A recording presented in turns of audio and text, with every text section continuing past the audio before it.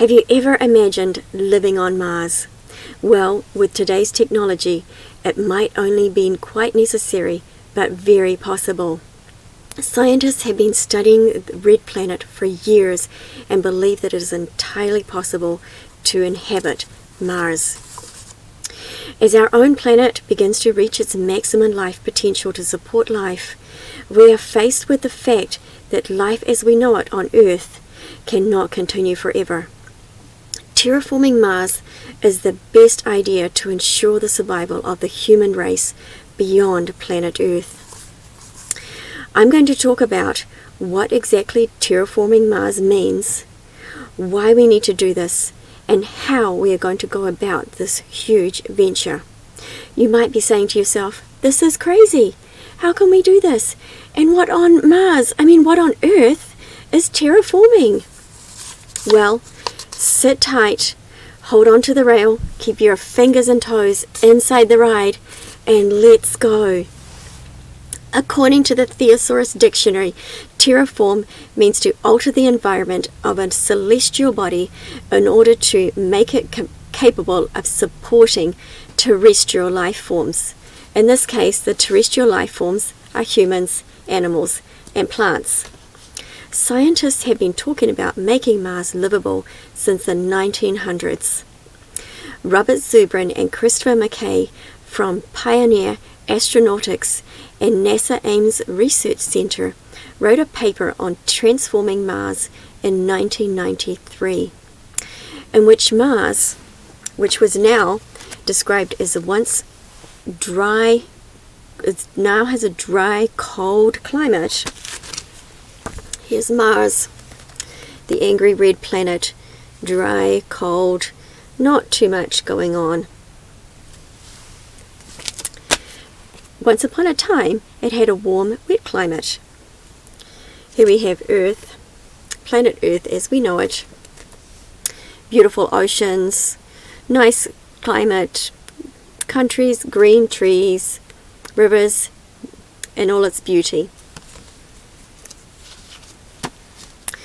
So we have a picture of what Mars used to look like. And we have some credible scientists who know that terraforming is possible. So let's move on to why we should do this. According to Joel Cohen from the Journal of Population and Sustainability, Earth may not be able to sustain another 4 million people who will come by the year 2100. Today there are 7.8 billion people in the world. There is a limited availability of fresh water and constraints on the amount of food that Earth can produce. So we have to ask ourselves, why Mars? Well, according to the magazine Mars One, not including Earth, Mars is the most habitable planet in our solar system because its soil contains water, it isn't too hot or too cold, there is enough sunlight to use solar panels, its level for gravity is sufficient enough for the human body to adapt to, it has an atmosphere that offers protection from the cosmic and the sun's radiation, and a day on Mars is very similar in time to a day on Earth. So we know that Mars is the best candidate, and this is going to take us to how it will be done.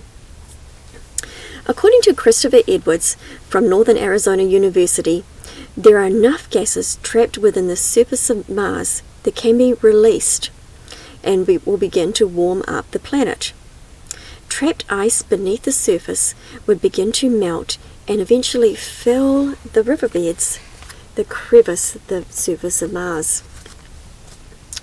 By using greenhouse gases already present on Mars, we could raise temperatures and change the atmosphere enough to make the planet Earth-like. David Shiga from the Science Journal writes that giant mirrors could be placed in space and when rotated would catch the sun's rays and reflect onto Mars. This would heat up the planet and also melt trapped ice. The extra light would also create solar power for human explorers. McKay and Zubrin, authors of The Case for Mars, believe that hurling large ice asteroids at the red planet could produce massive amounts of greenhouse gases and water. Nuclear thermal rockets' engines would be attached to these asteroids from the solar system in outer space. The energy of the impact of one of these asteroids would raise the temperature of the planet by 3 degrees Celsius, which would melt enough ice to create a large lake. Several of these missions would create a temperate climate, and enough water to cover 25% of the planet's surface. As you can see, there are several ways that the temperature of Mars can be raised, making this planet entirely habitable. This has become a necessary project that will ensure a future for the human race. It also is incredibly exciting. Like life on another planet other than our own is entirely possible. So I've told you about terraforming, what this means, why it is necessary, and how it can be made possible. So as you can see, terraforming Mars is the best idea to ensure the survival of the human race beyond planet Earth. Are you ready to go on this adventure?